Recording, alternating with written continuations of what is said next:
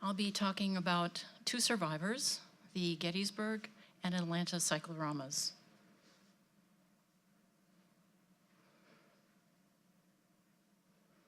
Are we there yet? At the seaside in Holland. Are we there yet? Waterloo. Are we there yet? The Civil War Battle of Gettysburg. No, we're not there, but we can be virtually there, not by using these, but by using this, the Panorama Rotunda. Long before the term virtual reality was coined, tourists were visiting other cities or seeing battles by entering a circular building to be immersed in another world in the form of a 360-degree painting. Virtual travel was appealing to viewers. One wrote in 1824, "Panoramas are among the happiest contrivances for saving time and expense in this age of contrivances. What cost a couple of £100 and half a year, half a century ago, now costs a shilling and a quarter of an hour."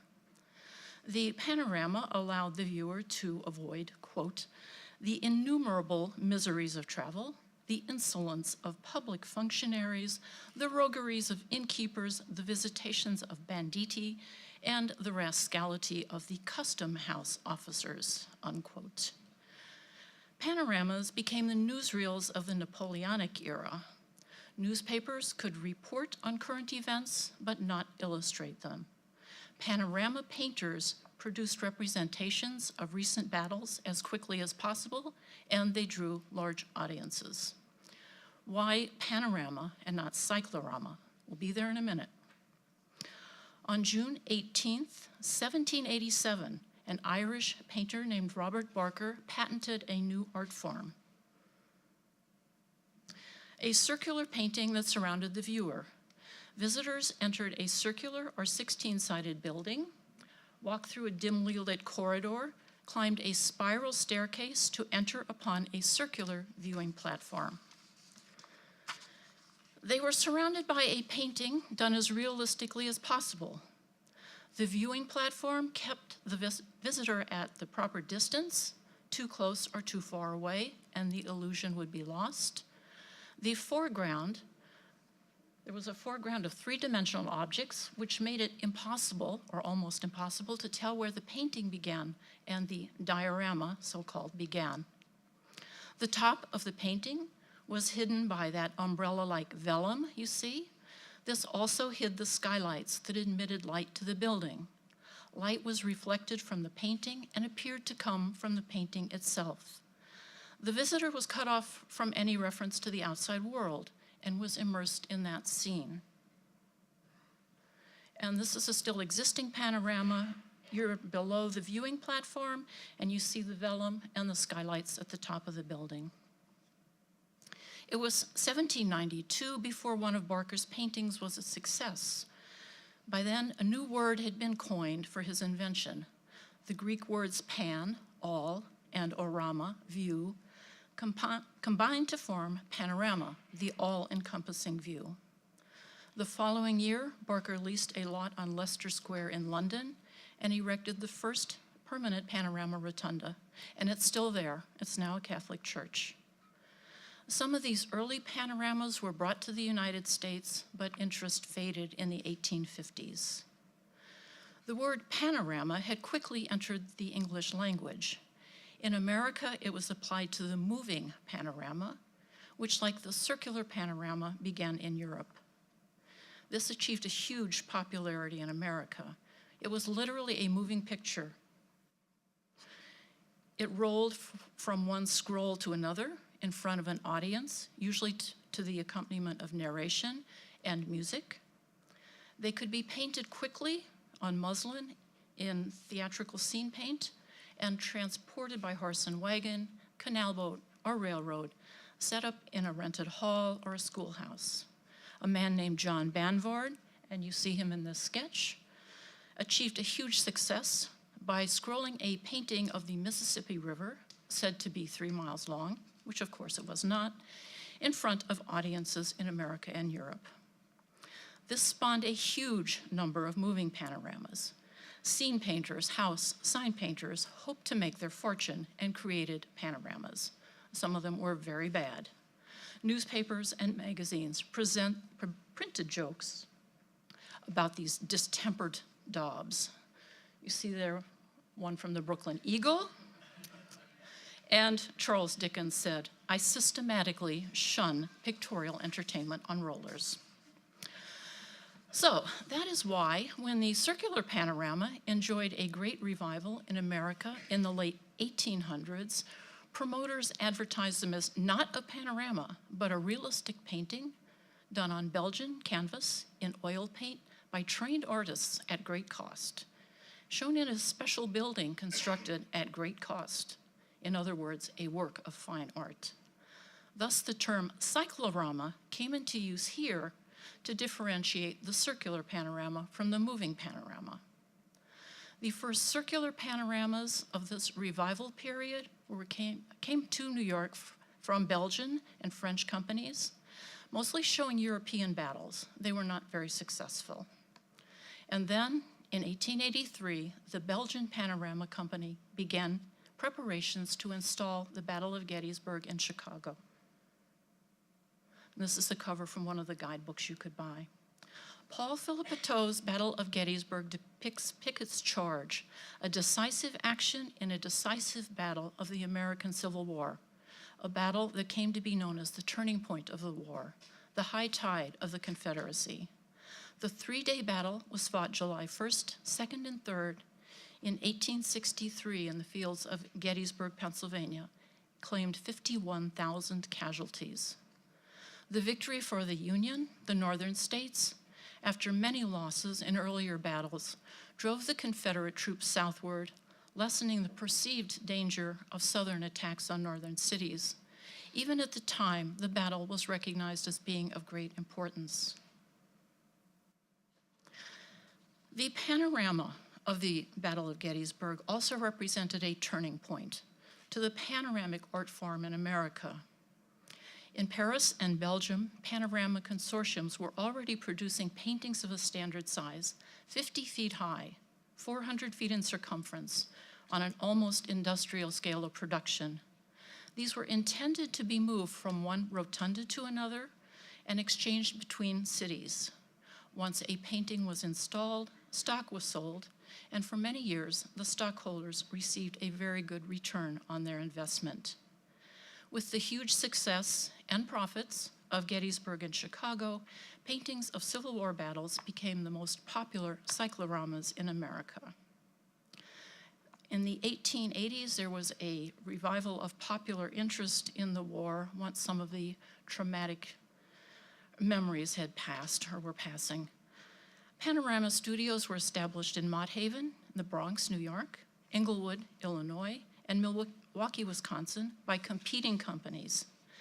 Gettysburg was still drawing visitors in Chicago 10 years after it opened.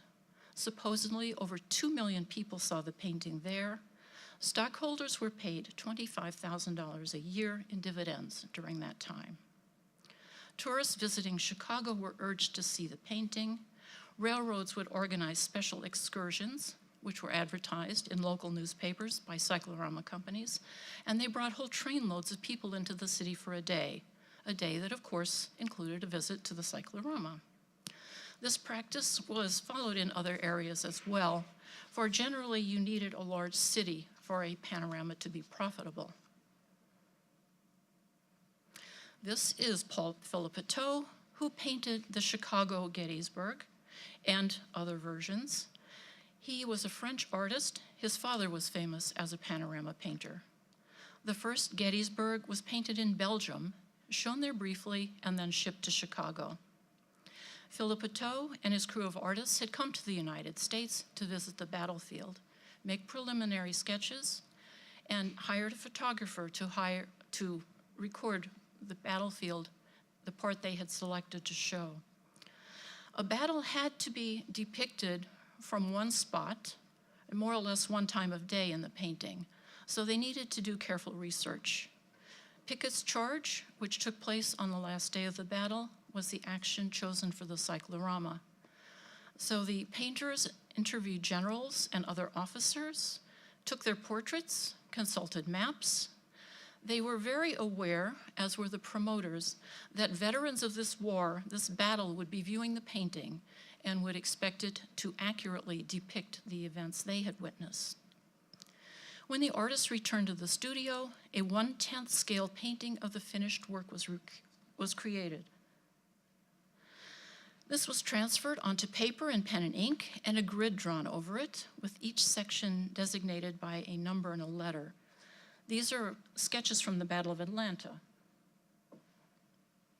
The images were then transferred square by square onto the huge canvas, which consisted of Belgian linen woven on carpet looms seamed together. The canvas was hung from an iron beam at the top, attached to a weighted iron ring at the bottom. This gave the painting a hyperbolic shape. The center of the painting was somewhat closer to the viewer than the top or the bottom. The painting was done in high-quality oil paint by artists who stood on a movable scaffolding moving on rails. They could move around the inside of the building. They were specialists in landscape, horses, figures, portraits, and they all worked together under the guidance of the head painter. The other Gettysburg cycloramas by Phillip Otto were to be shown in Boston, Philadelphia, and New York. Phillip Otto was recruited to come to America by Charles Willoughby, a successful Chicago clothing merchant, and Edward Brandes, a French art dealer who became Phillip Otto's business partner. Brandes set up a circular wooden studio in the Bronx for production of the paintings. That way they avoided the high duty on imported paintings. The New York painting was first shown in Brooklyn in a portable iron rotunda that had been built for its nomadic career. After months in Brooklyn, the painting and the building were moved to New York and installed at 19th Street and 4th Avenue, just above Union Square. In 1888, the blue and the gray, Confederate and Union veterans, met for a reunion on the Gettysburg battlefield, the battlefield of the Cyclorama. The Battle of Atlanta panorama depicts another Civil War battle, another Union victory that culminated in the afternoon of July 22nd, 1864. It was a critical victory, contributing to the election, or to the re-election of Abraham Lincoln and Sherman's march to the sea. The American Panorama Company, which was incorporated by Chicago investors, had hired William Werner, a German-born Chicago businessman, as the manager, and they built a studio in Milwaukee. They recruited German and Austrian artists in Europe. Some had had previous experience painting panoramas. They produced 2 copies of this painting. Beginning in 1886, one was shown in Minneapolis, then Indianapolis and Chattanooga. It's this painting that has been in Atlanta since 1892.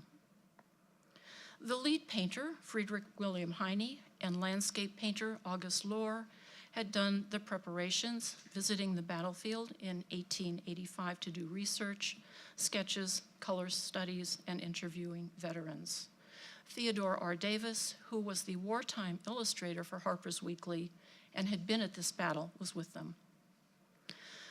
The painting was well attended when it first opened in June 1886 in Minneapolis, but bankrupt in 1890 after a run of 27 months in Indianapolis.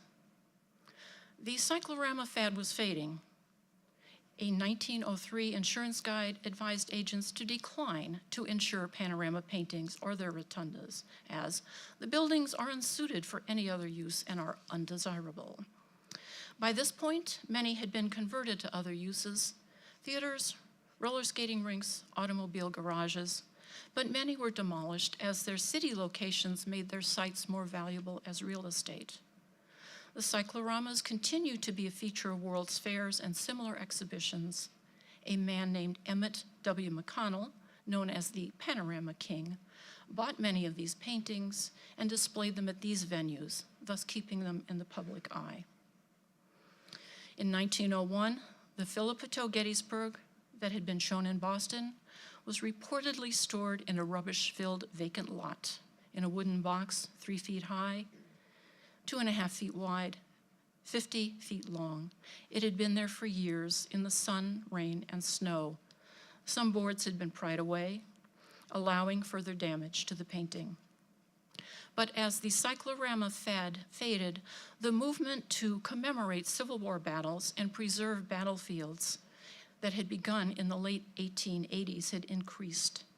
Many battlefields had remained relatively untouched.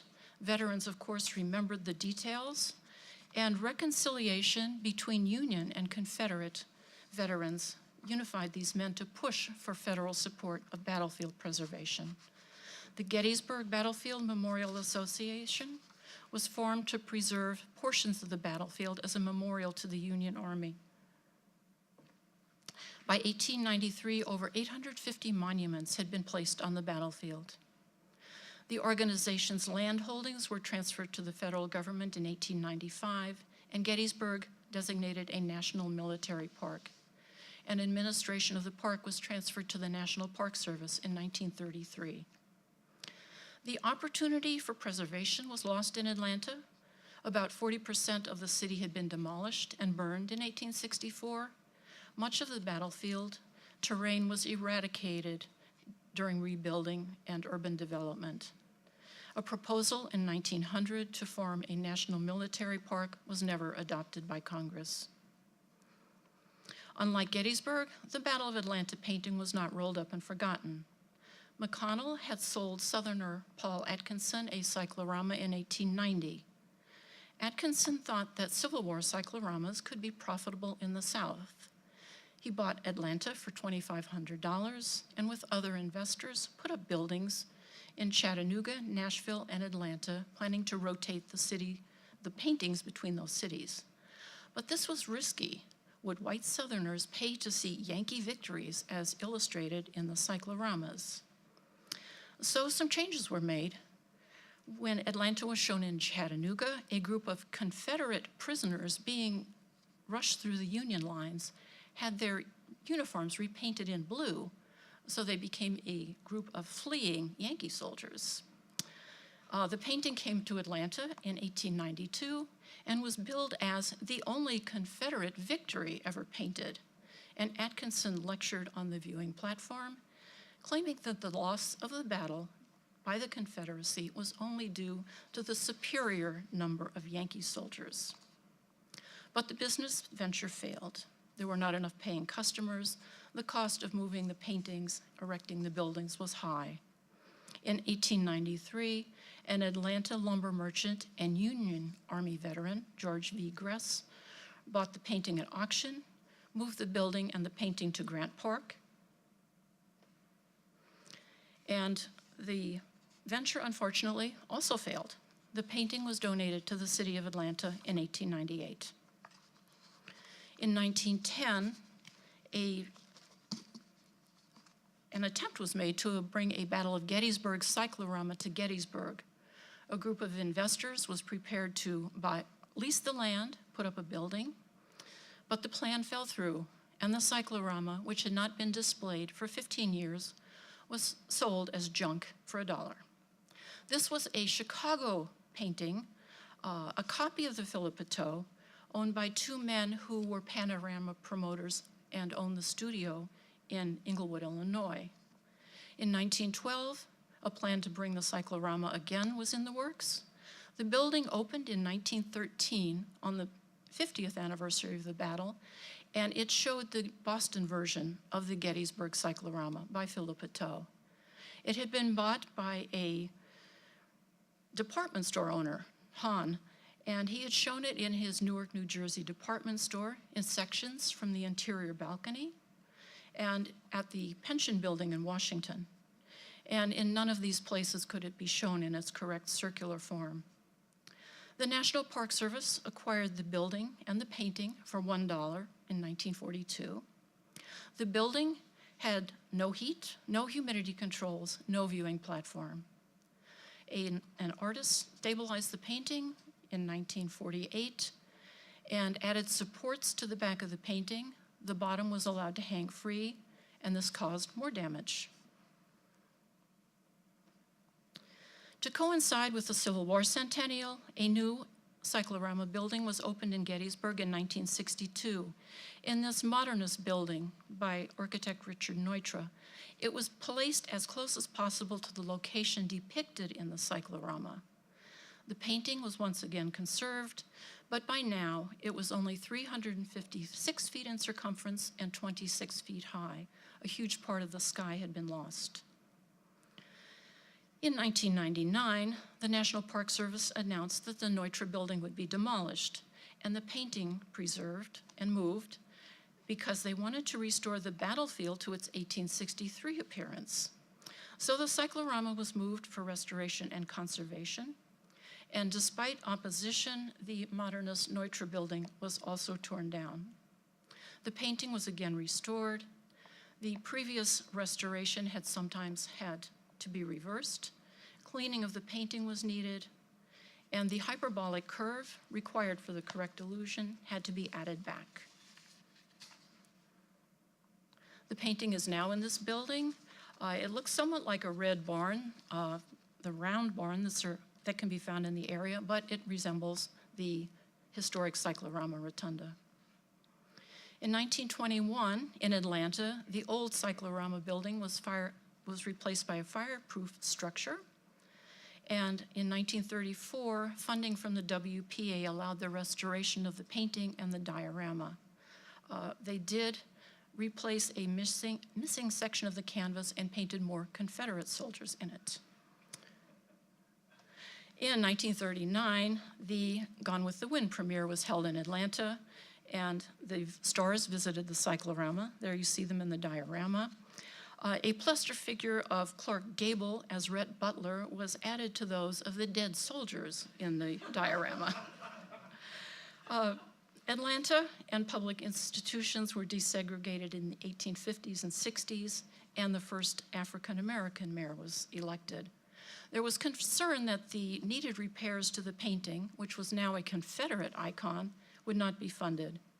But the painting was restored, backed with fiberglass, and the diorama reworked.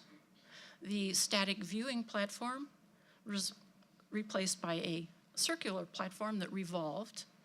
People sat and heard a narration about the battle. Unfortunately, the fiberglass backing had not done its job or had failed. You see it here after the painting was being restored. The painting's hanging like a shower curtain, so there are wrinkles, there's no illusion there.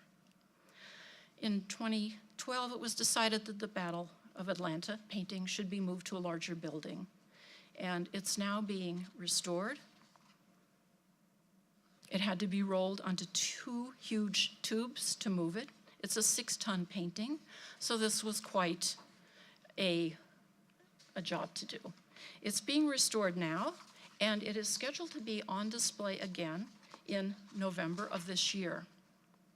Gordon Jones of the Atlanta History Center wrote, quote, "The Battle of Atlanta is an outstanding case study in popular historical memory as it ebbs and flows over the years, continually rewriting the history of victors and defeated alike, always revisionist, always dependent upon the present, never settled," unquote. So the location of the painting has changed over time, but they were meant to be moved from one city to another. The buildings have changed, and the tourists who see them now arrive mostly by automobile instead of by trolley or railroad. But the cycloramas almost miraculously have survived, despite an ever-changing popular historical memory, and we're lucky to have them. And just one note, the National Park Service in 2007 decided to rethink the way it showed the Battle of Bunker Hill and opened a new museum. And there you see a much smaller cyclorama at the top of the museum. At the upper left, there is the sketch of the real painting from the 1880s. So this muralist based his painting on the original black and white photos, but included images of Black and Native American soldiers. And I would like to thank Sue Boardman of the Gettysburg Foundation, Gordon Jones of the Atlanta History Center, my cat Spike, who was my research assistant. Thank you.